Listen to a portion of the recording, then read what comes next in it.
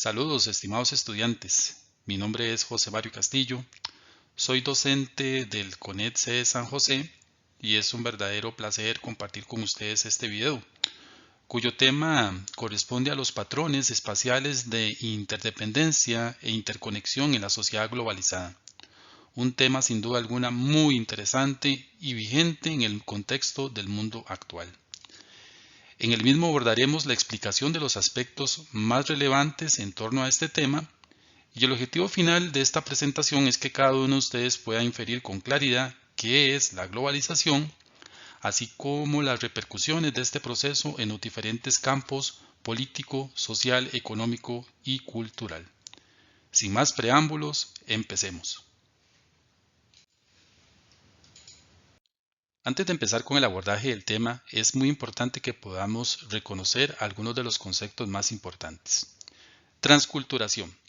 La transculturación es un fenómeno que ocurre cuando un grupo social recibe y termina adoptando las formas culturales que provienen de otro grupo. Esto es un tema que lo vamos a abordar con mayor detalle más adelante. Un arancel debe conceptualizarse como un tributo que se aplica a todos los bienes que son objetos de importancia. En el contexto económico de la globalización, vamos a ver que se fundamenta principalmente en exportación e importación de bienes. Uno de los impuestos más importantes es cuando se hace la importación. A este producto que se importa se le cobra un porcentaje por la entrada del país. A esto es lo que nosotros vamos a llamar arancel. Otro concepto importante que tenemos es el liberalismo. El liberalismo es una ideología. En este caso, la ideología debemos contextualizar como un conjunto de ideas y valores de cómo se organiza una estructura política, económica, social. La premisa más importante del liberalismo en este caso es el individuo, la libertad individual. Y por otro lado, también establece una mínima intervención del Estado en lo que es el aspecto social y económico. Otro concepto muy relacionado con el anterior es el capitalismo. El capitalismo es un sistema económico y social que está basado en la propiedad privada de los medios de producción. Podríamos afirmar que el capitalismo es en la parte económica del liberalismo. Como parte del primer subtema, vamos a analizar ahora lo que es la interconexión e interdependencia global desde la mirada geográfica.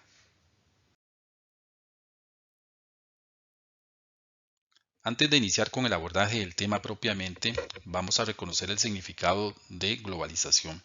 La globalización es un proceso histórico. Contrario a lo que algunas personas podrían pensar que este fenómeno es reciente, dada su vigencia y dinamismo actual, lo cierto del caso es que la globalización es un proceso que se ha desarrollado gracias a una serie de acontecimientos históricos importantes. Más adelante detallaremos cuáles fueron algunos de esos acontecimientos que han colaborado en la evolución de este proceso. Un aspecto esencial de la globalización es que está basado en la internacionalización de las economías, la información y la cultura. Esto gracias a los avances tecnológicos en el campo de las telecomunicaciones y mejoras en los transportes, especialmente en el transporte marítimo y aéreo, lo cual repercute en un mayor dinamismo e interdependencia del comercio internacional y una mayor interconexión en las comunicaciones de los seres humanos a través de herramientas digitales cada vez más avanzadas.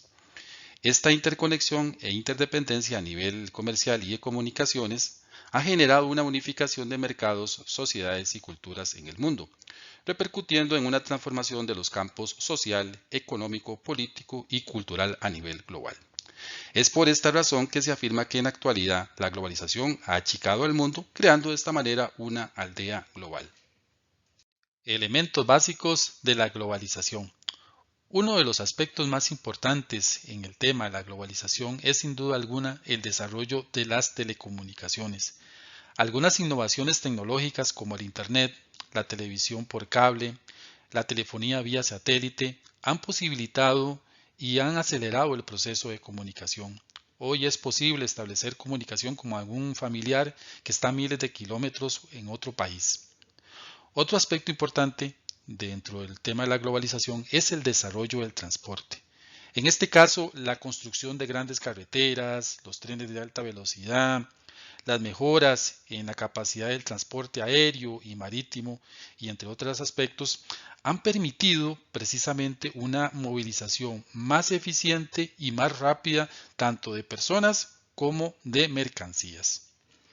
Libre circulación del capital financiero. Entendamos capital financiero como el dinero que se invierte en las entidades financieras. En este caso, llamemos entidades financieras a un banco, por ejemplo. Esto con el objetivo de obtener una renta que genere beneficios. En este caso, la libre circulación del capital financiero garantiza que los bancos centrales de los países tengan menos injerencia y asuman solamente un rol de fiscalizador en la política monetaria. Otro aspecto importante que tenemos en este caso es el libre comercio. El libre comercio permite eliminar trabas arancelarias precisamente dentro de lo que es el intercambio de bienes y servicios, lo cual va a facilitar la adquisición con precios relativamente más bajos. El libre comercio es parte de todos los acuerdos que se están entablando entre los países para establecer y tratar de que la economía sea más fluida y que esto pues obviamente vaya a dinamizar lo que es la parte económica. Tal y como señalamos anteriormente, la globalización es un proceso marcado por acontecimientos históricos importantes que a continuación repasaremos en cada una de las fases en que se ubica este proceso globalizador. La primera fase de la globalización la podemos ubicar entre 1450 y 1810 y se le reconoce como la época de la expansión europea. Algunos de los hechos más importantes de esta primera fase destacan el desarrollo del mercantilismo, que es una doctrina que predica que la riqueza de un país se basa en la acumulación de metales preciosos, el desarrollo también del capitalismo comercial y financiero, así como el descubrimiento de nuevos territorios desconocidos por los europeos con su posterior colonización, lo que les va a permitir la creación de un nuevo tipo de imperio, el colonial. En este caso destacando España y Portugal con todo lo que es el proceso de descubrimiento, conquista y colonización de los territorios americanos. La interrelación de estos fenómenos marca la primera fase de la globalización, ya que todos estos procesos citados van a contribuir a la mundialización de las economías europeas. La segunda fase de la globalización la podemos contextualizar entre 1750 y 1850 y se le conoce como la época de las grandes revoluciones, destacando en este caso la Revolución Industrial Inglesa, la Revolución de la Independencia de las 13 colonias norteamericanas, la Revolución Francesa y la independencia de los países sujetos a la corona española, además de los movimientos sociales de la época que promovieron la modernización de la economía y con ello la consolidación del sistema capitalista mundial. La tercera fase de la globalización la podemos ubicar entre 1914 y 1950 y destacan en este periodo el desarrollo de la Primera y Segunda Guerra Mundial, la creación del Banco Mundial y el Fondo Monetario Internacional, con lo que se fija un nuevo orden económico mundial que, unido a la integración de regiones económicas, van a fortalecer el poder de las grandes corporaciones que comenzaron a trabajar a nivel planetario. La cuarta fase de la globalización es la que se desarrolla en la actualidad y se caracteriza por un rápido crecimiento económico mundial y que resalta la revolución tecnológica basada en la comunicación, la informática y la automatización. Algunas de las manifestaciones de la globalización en el mundo actual son las siguientes. En el campo económico, el desarrollo en los avances tecnológicos de las telecomunicaciones y transportes ha posibilitado un aumento significativo en el comercio internacional, posibilitando de esta manera una mayor cantidad de bienes en los mercados, de manera que a nivel de consumo las personas tienen una amplia gama de posibilidades de escoger según sus preferencias los artículos y bienes que vayan a requerir. Propicia la integración de mercados a través de tratados de libre comercio. Estos son acuerdos entre naciones que posibilitan eliminar todas aquellas trabas políticas que dificultan que el comercio fluya en forma normal. Predominio del capital financiero, que corresponde a la compra y venta de bonos, monedas extranjeras, fondos de inversión y otros productos financieros con la finalidad de obtener una renta, beneficio o interés en el incremento del propio capital. Promueve la deslocalización de los procesos productivos, en especial de la industria, ya que actualmente las grandes empresas transnacionales no producen en un solo país, sino que han promovido la operación de sus actividades industriales principalmente en los países en vías de desarrollo, ya que ello le representa una disminución en los costos operativos. En el campo tecnológico, los avances en esta materia han favorecido el desarrollo en particular de los transportes y las telecomunicaciones, debido a que son los medios para establecer las conexiones entre mercados, productos y personas. Siguiendo con las manifestaciones del proceso globalizador, en este caso en el campo político podríamos asegurar que la globalización impulsa las negociaciones y los acuerdos entre naciones para establecer mercados y para homogeneizar y simplificar los acuerdos, aranceles y normas sanitarias para la circulación de los productos. También se relaciona en este caso con la adhesión de las naciones a organismos internacionales, como por ejemplo la Organización Mundial de Comercio, que es la encargada de dictar todas las pautas en esta materia, para que en caso de desacuerdo con otro país en este campo se pueda resolver. Igualmente, la incorporación a este tipo de organismos obliga a las naciones a cumplir con estándares de calidad, lo que a su vez respalda sus productos. En el campo cultural, la globalización propicia la homogeneidad cultural, aunque no haya un completo acuerdo en este sentido. Lo cierto del caso es que a través de los medios de comunicación, que son masificadores, tales como la televisión y el Internet, han permitido crear patrones culturales que han transformado y homogeneizado a las distintas naciones del planeta. Esto se observa, por ejemplo, en el consumo de productos alimenticios. Un ejemplo de ellos es la transnacional McDonald's, que podemos ubicarla en una gran cantidad de países, e igualmente podemos percibir este fenómeno en la masificación del consumo de series de entretenimiento estadounidense o japonés, así como la masificación de grandes eventos internacionales como por ejemplo los campeonatos mundiales de fútbol o la transmisión de los Juegos Olímpicos. ¿Cuál es la realidad de la globalización en la actualidad? La globalización como proceso tiene aspectos que son positivos y aspectos que son negativos. Dentro de los aspectos positivos en el desarrollo de la globalización tenemos que hoy día el mundo se ha desarrollado como una aldea global. ¿Qué significa esto? Bueno, que gracias a los avances tecnológicos, especialmente en las telecomunicaciones y transportes, se han ido superando las barreras de espacio y tiempo para integrar una cultura global. Hoy más que nunca, lo que sucede en cualquier país se conoce casi que inmediatamente en el resto del mundo. Otro aspecto positivo de la globalización es que se puede acceder al conocimiento que se descubre en los centros de investigación de los países más desarrollados. De igual manera, se facilita la comunicación entre los países y las personas. Y de igualmente, otro aspecto positivo es que surge el interés de crear y difundir valores y una conciencia global para proteger el planeta, por ejemplo, algunos temas tan importantes como la degradación ambiental y la eliminación de las especies. E igualmente se promueven la defensa de los derechos humanos, de la diversidad cultural y la equidad de género. Esto principalmente a través de la difusión de las ideas que se hacen en medios de comunicación masificadores como la televisión y el Internet, especialmente en el desarrollo de las redes sociales. Sin embargo, el desarrollo de la globalización también ha traído algunos aspectos negativos. Por ejemplo, las multinacionales toman las decisiones y no los gobiernos de los países. Por lo tanto, las ganancias que se obtienen en un país se trasladan para hacer inversiones en otros. De esta forma, la renta o la ganancia principalmente se lo llevan los países más desarrollados.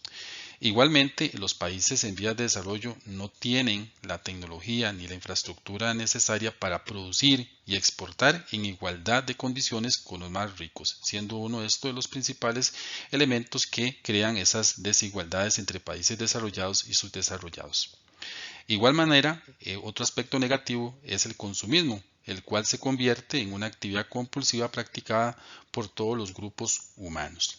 Otro aspecto negativo que podríamos mencionar está la competencia, precisamente que ésta llega a ciertos niveles en los cuales se olvida el compromiso con el desarrollo sostenible y otros valores humanos.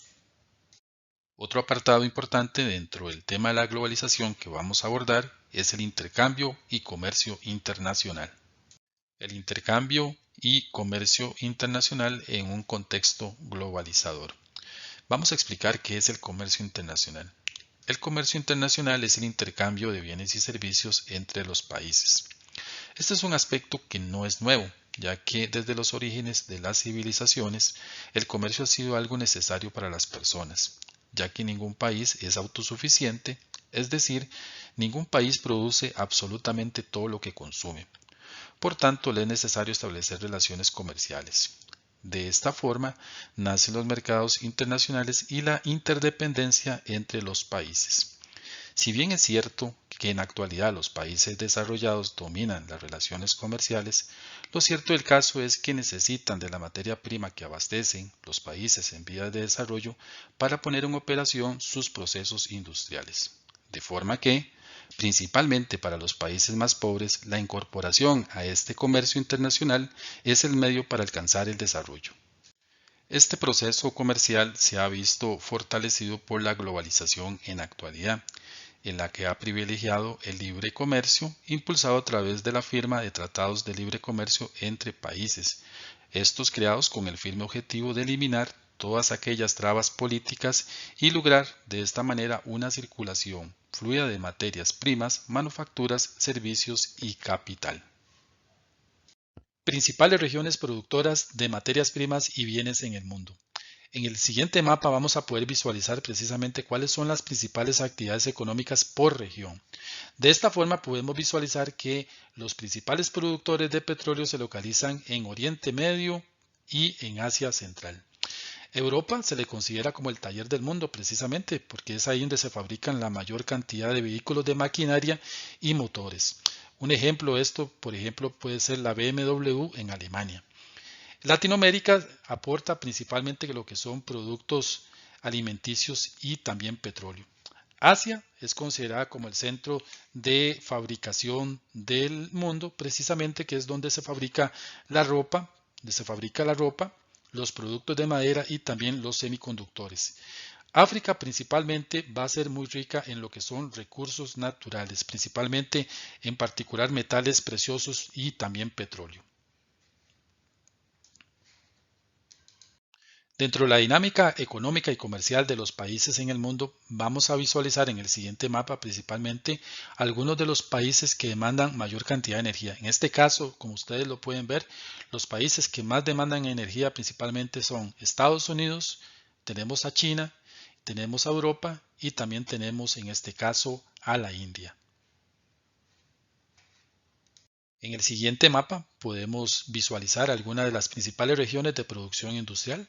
Por ejemplo, aquí podemos visualizar algunas de las áreas industriales tradicionales, principalmente en el noreste de Estados Unidos. En el caso de Europa también tenemos a Japón, ¿verdad? Como parte de las grandes áreas industriales tradicionales. Otras áreas importantes, por ejemplo, tenemos a la parte de lo que es Sao Paulo, tenemos Buenos Aires. Vamos a tener también, en este caso, destacando lo que es la parte de Shanghái en China y algunas áreas industriales menores que han ido emergiendo, ¿verdad? Por ejemplo, como en el caso de México, como en el caso de Sudáfrica, también el sudeste de Australia. En este otro mapa vamos a poder visualizar precisamente los flujos del comercio internacional. Lo más importante de esto es evidenciar cómo el mayor intercambio comercial a nivel planetario se realiza entre lo que son los Estados Unidos, la Unión Europea, Japón y también China. Explicaremos el tema ahora de lo que es una empresa transnacional. Posiblemente en algún momento te has puesto a pensar, ¿qué es una empresa transnacional? Bien, una empresa transnacional es aquella que realiza actividades comerciales a nivel internacional. Se instala originalmente en un país que es donde opera la casa matriz, pero se extiende a otros países a través de la creación de empresas relacionadas. En este caso, las características más importantes de estas empresas son las siguientes. Las empresas relacionadas, es decir, las que operan en los diferentes países, se rigen por una política comercial definida desde la casa matriz.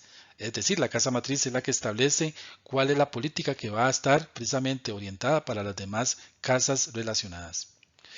Las empresas del grupo buscan maximizar las utilidades conjuntas. En este caso, vemos que no operan como empresas aisladas, sino que es todo un conjunto en donde buscan maximizar las ganancias.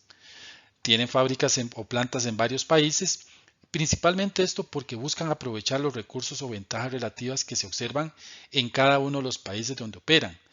Esto principalmente se da porque muchas de las transnacionales han podido establecer que les sale más barato, es mucho menos costoso producir en otros países, generalmente en países en vías de desarrollo, por ejemplo como China, Vietnam, India, etcétera, etcétera, que operar en su propio país en la casa matriz. ¿Esto por qué? Bueno, porque en estos países generalmente la mano de obra es más barata, en este caso los salarios no son tan competitivos y los controles a nivel social de garantías sociales prácticamente casi son inexistentes y también los controles sobre contaminación son muy bajos.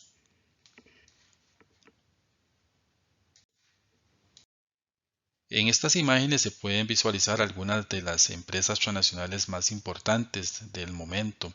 Destacan en este caso algunas relacionadas con las telecomunicaciones y la informática, principalmente en este caso Google, Microsoft, Apple, simplemente por citar algunas. Las empresas transnacionales en Costa Rica. Costa Rica es un país que está abierto a la inversión extranjera. En este caso, las empresas transnacionales han visto con muy buenos ojos precisamente el comenzar operaciones en nuestro país, principalmente por las razones o las condiciones de estabilidad social, política y económica que encuentran. Desde este punto de vista, en la actualidad cerca de 250 empresas extranjeras generan más de 75,000 empleos directos en nuestro país y por supuesto que esto va en aumento. En este caso destaca el sector de la tecnología, algunas empresas importantes en esta gama, por ejemplo como Infosys, que en este caso es la segunda empresa más destacada en servicios de alta tecnología e información en la India, que reporta, por ejemplo, ventas mayores a los 7.200 millones, ¿verdad?, de dólares en el mundo. Otra empresa importante es TradeStation, perteneciente al grupo Monex de Japón, que reporta ganancias mayores a los 320 millones.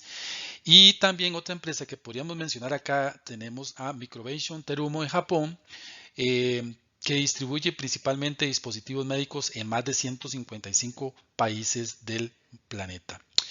En el caso del sector de mayor crecimiento ha sido el de los servicios. Ejemplo típico de esto es el caso de la transnacional Amazon. Desde finales del siglo XX, la globalización de la economía ha provocado un intenso proceso de concentración del poder económico e igualmente ha creado grandes transformaciones del espacio urbano, creándose de esta forma lo que nosotros vamos a llamar las ciudades globales. Pero, ¿qué es una ciudad global? Bien, para empezar a responder a este interrogante debemos mencionar que las ciudades globales son áreas metropolitanas desde donde se ejerce el control de la economía. Desde este punto de vista es aquí donde se concentran las sedes de los principales bancos, empresas y mercados financieros del planeta. Y por tanto es donde se establecen la mayoría de intercambios comerciales, de telecomunicaciones, capital y transporte. Una de las repercusiones más importantes de estas ciudades globales es que el desarrollo y la expansión precisamente de estos centros ha generado una pérdida de poder de los estados en cuanto a decisiones políticas y económicas. ¿Esto por qué? Bueno, precisamente porque el poder financiero y las transacciones comerciales que se realizan en estas ciudades globales en muchos casos son mayores a los ingresos que se generan en los propios estados. Algunas precisamente de estos ejemplos de estas ciudades globales tenemos Nueva York, Tokio, Londres, Los Ángeles, Sydney, Chicago y Toronto. Como parte de los temas del tema principal que es la globalización, vamos a ver ahora lo que es la reducción de las barreras espaciotemporales y los avances tecnológicos.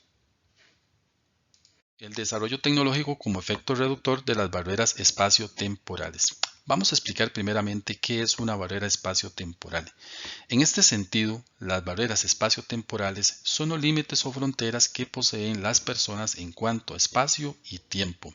Es decir, por ejemplo, cuánto tiempo es necesario para que una persona reciba información de cierto lugar o hablar con otro ser humano que no se encuentra cerca, así como cuánto tiempo dura esa misma persona en trasladarse de un lugar a otro.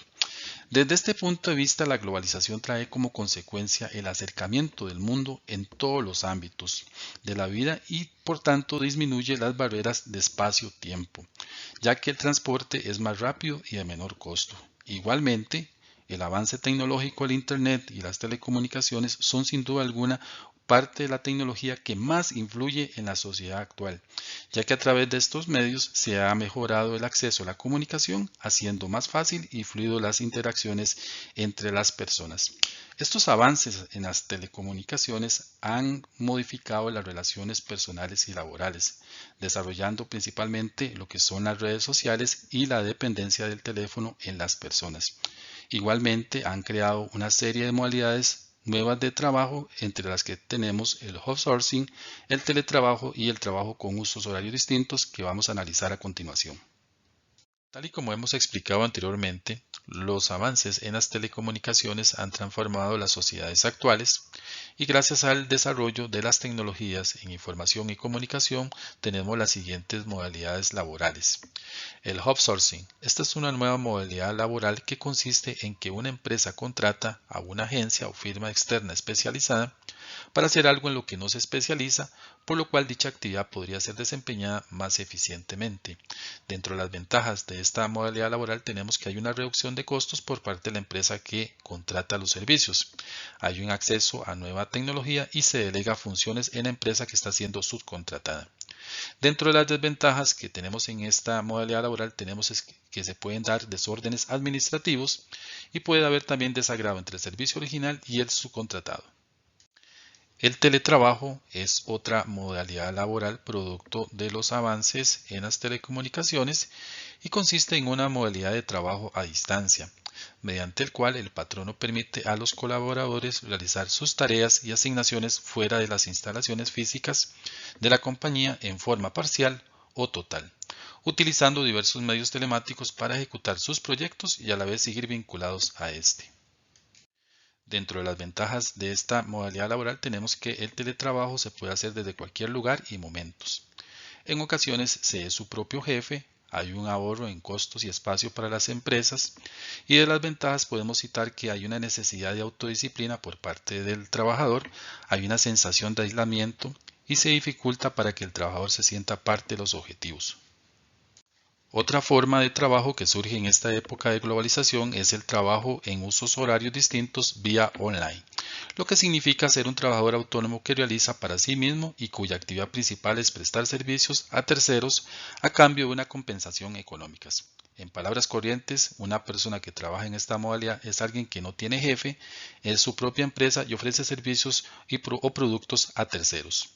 Dentro de las ventajas de esta modalidad tenemos el intercambio de ideas entre las distintas culturas, incita a la innovación y como parte de las desventajas podríamos citar que se dificulta para coordinar la hora para interceptar la información, dada los usos horarios distintos, y también hay una dificultad para organizar el equipo en trabajo, y lo cual esto implica también un esfuerzo para conocer aspectos del país que se tiene contacto. Algunos de los avances más significativos en el mundo de las telecomunicaciones en las últimas décadas son los siguientes. El desarrollo de los teléfonos móviles. Evidentemente uno de los desarrollos tecnológicos más importantes y que tienen grandes repercusiones e influencia en las personas en la actualidad.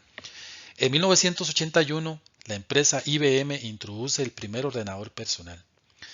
En 1985, la compañía Microsoft lanza Windows 1.0. 1993 se adaptó a escala mundial el correo electrónico como norma. 1997 surge el Internet de banda ancha. En 1998 se abrieron las oficinas de Google. En el 2000 se presenta el Wi-Fi y la tecnología GPS. En el 2005 se estrena YouTube. En el 2009 surge la televisión satelital. En el 2016 surge o se lanza el primer satélite de telecomunicaciones cuántico. En este mapa veremos cómo están distribuidas las comunicaciones en la globalización. En el mismo vamos a visualizar la relación que existe, en este caso por país, en cuanto a lo que es los usuarios de Internet que tienen acceso versus el porcentaje mundial de la población. Vemos en este caso lo más sobresaliente que los países que tienen mayor acceso a Internet en el mundo son Estados Unidos, cuya población representa a nivel mundial un 4.5%. El caso de la India representa un 17% y China un 19%.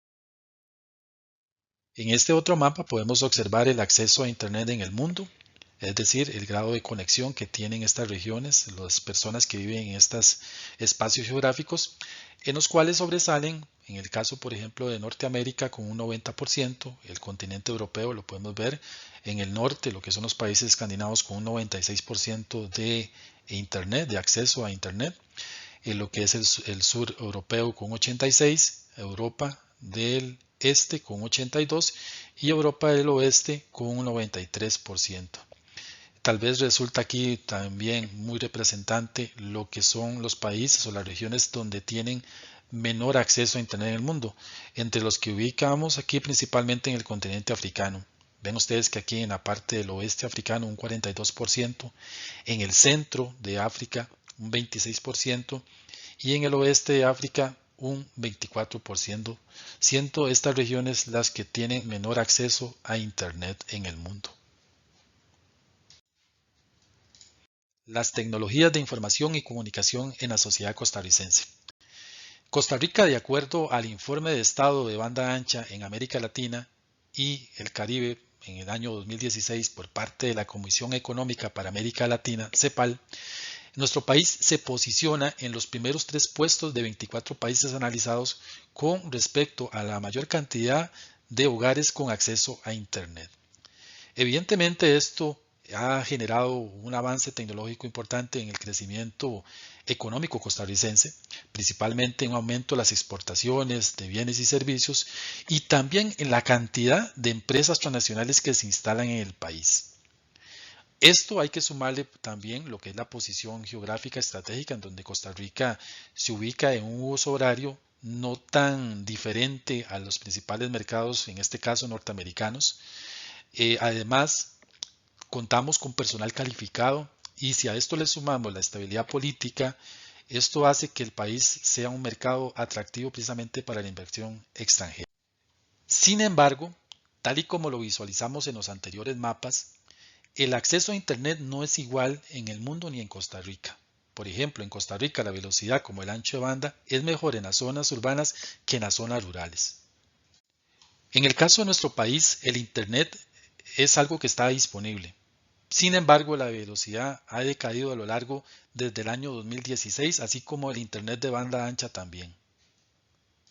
Estos problemas en cuanto al acceso de la velocidad del Internet, por supuesto que han provocado una saturación de lo que son la conexión inalámbrica, lo cual ha perjudicado evidentemente la velocidad y el ancho disponible de velocidad, lo cual trae al traste evidentemente que tengamos, en el caso costarricense, una cobertura bastante grande de lo que es el acceso a Internet. Sin embargo, en temas de velocidad todavía estamos pendientes de mejorar este aspecto.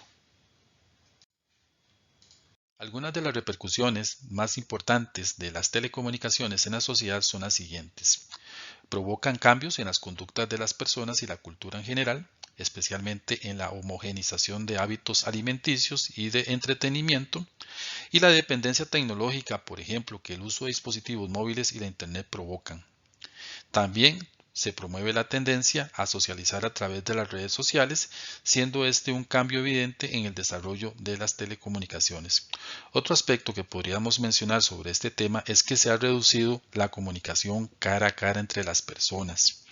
Hoy día las relaciones personales en forma física han disminuido para dar paso a relaciones virtuales a través de dispositivos móviles y el desarrollo de las redes sociales. E igualmente, otra repercusión importante es que se ha reducido notablemente la visita a sitios como bibliotecas, ya que el desarrollo de la Internet ha ocasionado que estos sitios, que en otrora eran muy visitados por las personas para buscar fuentes de información para sus investigaciones, hoy día hayan disminuido. Otro tema a analizar dentro de lo que es la globalización son las desigualdades existentes entre los países como parte del desarrollo de este proceso. Una de las repercusiones más importantes en el campo socioeconómico como parte del proceso globalizador son las grandes desigualdades que existen entre países ricos o desarrollados y países en vías de desarrollo o pobres. ¿Cómo determinar cuán desarrollado es un país? Bueno, para esto existe el índice de desarrollo humano como un indicador de este desarrollo.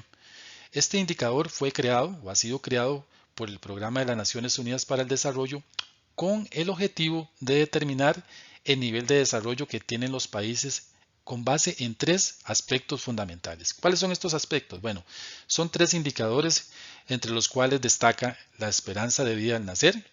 En este caso se refiere a los niveles de salud que posee cada país y en este caso específico hace referencia al número promedio de años que vivirá un recién nacido si la mortalidad existente en el momento del nacimiento de ese infante se mantiene constante. Otro indicador hace referencia a lo que es la educación y se refiere en este caso al nivel de alfabetización adulta y grado académico alcanzado, es decir, primaria, secundaria o educación universitaria. Y el último de los indicadores es el ingreso, que se considera el Producto Interno per cápita, es decir, lo que recibe cada persona, cada habitante de cada país, como parte del acceso a los recursos económicos que se permiten o que le van a permitir mantener un nivel de vida decente. En este mapa podemos observar los países desarrollados y países en vías de desarrollo. Precisamente en torno a este indicador vamos a tener un orden de gradualidad, países que tienen un desarrollo humano muy alto, países que tienen un desarrollo humano alto, países con un desarrollo humano medio y países que tienen un desarrollo humano muy bajo. En este caso sobresale principalmente con un desarrollo humano muy alto el caso de Noruega, que es uno de los países que mantienen altos índices de desarrollo en todos sus habitantes, y por el contrario tenemos países cuyo porcentaje de pobreza extrema es una de las más importantes del planeta, esto tomando como referencia el año 2017.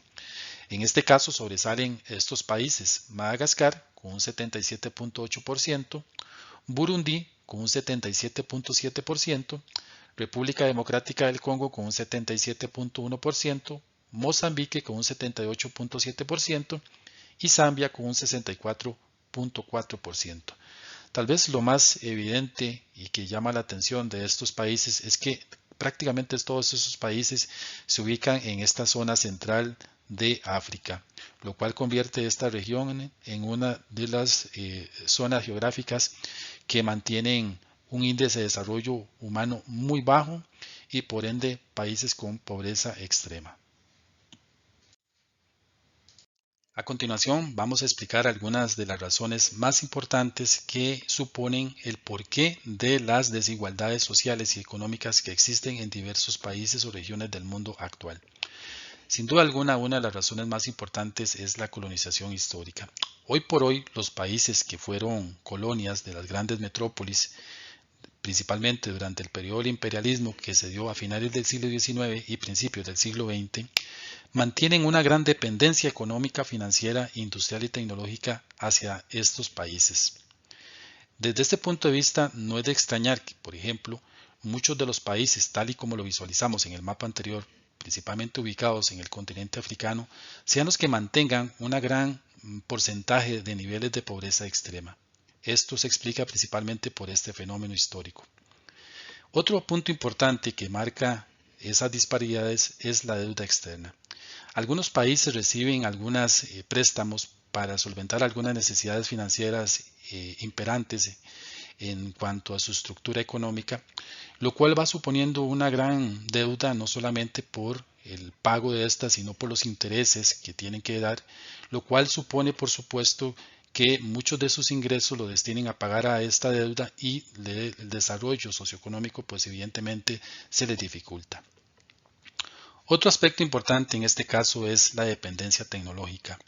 La falta de tecnología de estos países pobres propios los colocan en una posición muy desfavorable en el mercado mundial, ya que no pueden producir de forma competitiva. Otro aspecto importantísimo es el elevado crecimiento demográfico. Curiosamente, los países más pobres es donde hay un mayor crecimiento demográfico. Por supuesto que esto va a conllevar a que se mantenga un índice de salud y educación totalmente eficiente. Recordemos que la salud y la educación son aspectos importantísimos dentro del desarrollo de un país. Y otros aspectos que explican lamentablemente estas disparidades es la guerra y la corrupción política. Muchos de los países más pobres hoy día mantienen periodos de guerras extensos, lamentablemente, y una gran corrupción de sus políticos. Vamos a abordar a continuación el último tema, cuyo contenido refiere a las convergencias y divergencias en un mundo globalizado. Para tener una mejor comprensión del tema, es importante que tengamos presente el concepto de convergencia cultural y divergencia cultural. En este caso, la convergencia cultural debe inferirse como un proceso en el cual el mismo contenido se propaga mediante distintos medios de comunicación. Bien, al final de cuentas, lo que quiere decir esto es que hoy por hoy, a través de los medios de comunicación se transmiten ciertos patrones culturales que son asimilados por muchas culturas en el mundo y esto hace precisamente que se estandarice o que se haga una homogenización de las culturas, principalmente en lo que es el mundo occidental, en donde hay cambios en los hábitos de consumo, en los hábitos de entretenimiento y que a la postre van a crear una estandarización o homogenización de esas culturas. Contrario a lo que es la convergencia cultural, tenemos la divergencia, en donde cada grupo social se incorpora en forma diferente a este proceso globalizador. En este caso, se dice que muchas de las culturas que tienen relación a este proceso globalizador no asimilan la globalización o estos elementos culturales de la misma manera y por el contrario, tratan de no desprenderse de los rasgos que los identifican como nación. ¿Cómo ocurre la convergencia cultural en la globalización? Es a través del mercado internacional que se ha logrado consolidar una serie de empresas transnacionales, las cuales han posicionado una serie de marcas a nivel internacional gracias a la difusión que se hace en los medios de comunicación, especialmente la televisión y el Internet.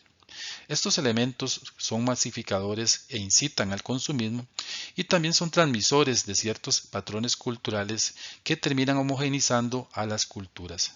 De esta manera se terminan modificando ciertos hábitos, tales como por ejemplo en los hábitos alimenticios y también de entretenimiento, y las culturas terminan adoptando ciertas costumbres foráneas y con esto se lleva a la pérdida de la identidad nacional. Las características más importantes de la convergencia cultural son las siguientes: masificación de la cultura, utiliza los medios de comunicación masiva, tales como la televisión y el Internet, se promueven estilos de vida, se aspira al consumo, hay una transformación de la identidad nacional y permite la reflexión y lucha de problemas globales. Divergencias culturales en el mundo globalizado. Contrariamente a lo que explicábamos en el punto anterior, en donde señalábamos que la cultura tiende a convergir en un punto de homogenización, en una estandarización de la cultura, principalmente por la masificación de los medios de comunicación, algunos científicos consideran que esto no es posible, principalmente porque cada región, país, cultura y etnia asimilan los estilos diferentes de los patrones culturales de este proceso globalizador en una forma muy particular y diferente.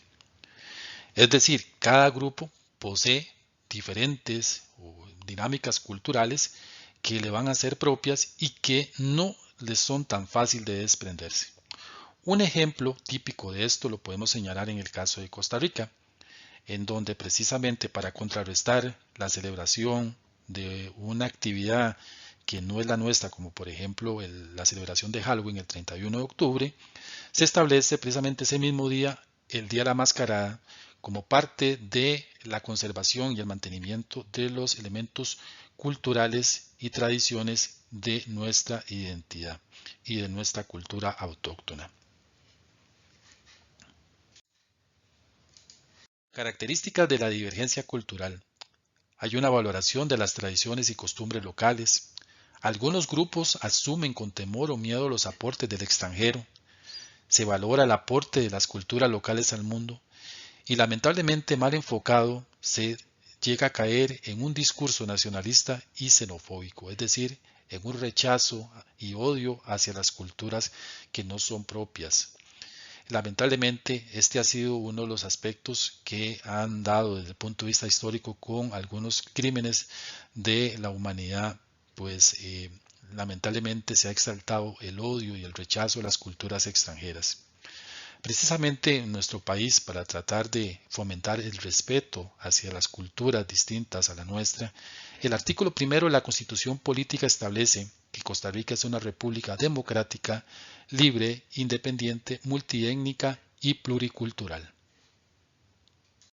Muchas gracias por su atención, estimada persona estudiante. Ha sido un verdadero placer compartir el abordaje de este tema tan significativo y propio de nuestro contexto actual con cada uno de ustedes. Espero que la información vista les sea de utilidad para su proceso educativo, pero principalmente aprendizaje para la vida. Que Dios le bendiga enormemente.